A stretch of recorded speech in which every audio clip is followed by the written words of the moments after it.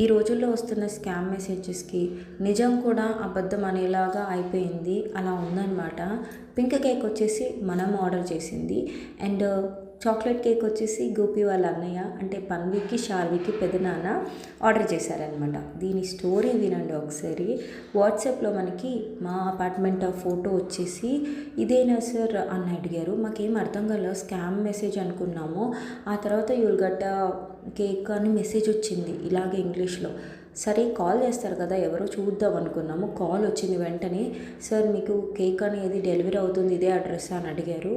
అవునండి ఇదే అడ్రస్ అన్నారు. సరే ఒకసారి మీరు చెప్పండి అంటే, అవునండి మీరు ఏదైతే పెట్టారో అదే అని చెప్పి మేమే అడ్రస్ కూడా చెప్పలేదు.